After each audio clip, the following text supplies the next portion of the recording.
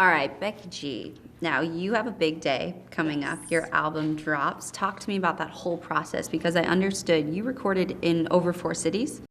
Yes, it was quite the challenge to get everything done because I basically have been touring like all of this year since January 2nd.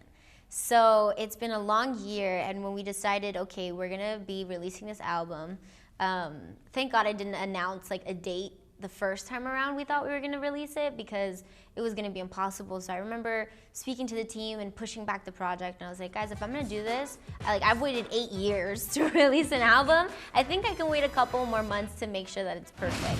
The concept behind the album was like 100% just like my imagination going wild. I recorded the song Mala Santa in Miami, and I felt like that was like the perfect title for the album because Mala Santa is like the angel that can be bad sometimes.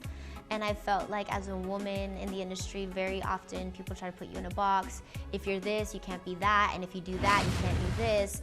And I was just like, I'm a human being at the end of the day, and I have my good and my bad, and I have my sexy and I have my vulnerable, and it's like, why do I have to just choose one side? And so for me, I just felt like I became like the industry's Mala Santa, you know, the angel that can be bad sometimes. Yes, yeah. Okay, all right. I am in it. And now you had multiple collaborators on this album too, yes. So talk to me about that whole team effort and how important that is to have everything come together. If there's one thing that I love about my Latin culture is that we do love sharing. Yes. We love sharing. We love sharing our food, our music, our family. It's all about unity, and I think ever since stepping into the Latin music world, and especially into urban music, you see that in all the songs. And speaking of team and heart and even music, all of that correlates with sports as well. So are you a big sports fan? Oh, just a little bit. Just a little bit.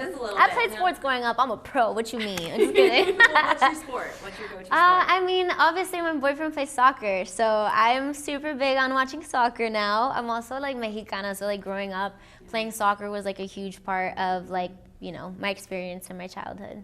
And what are your top 3 sports moments? Top 3 sports moments? One that taught me a lot was when Sebastian first got injured. It was his first injury ever. He had made the first goal of the game. I had surprised him. He didn't know I was at the game. So I'm watching, and it was like the first 7 minutes, he makes the first goal, and then 3 minutes after, he's down on the ground. And he was out for what was almost 2 years, 3 surgeries. And I was there riding it out, you know, right by his side through it all, and it taught me so much. It taught me so much.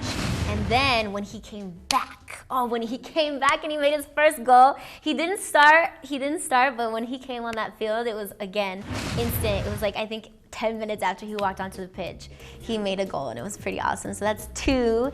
And then number 3, I guess it's like a sport moment, but it's like, it's more personal. It's like one that isn't captured on cameras. Yeah. My grandpa is a huge soccer fan, Yeah. And he's become a huge Sebastian Lletget fan.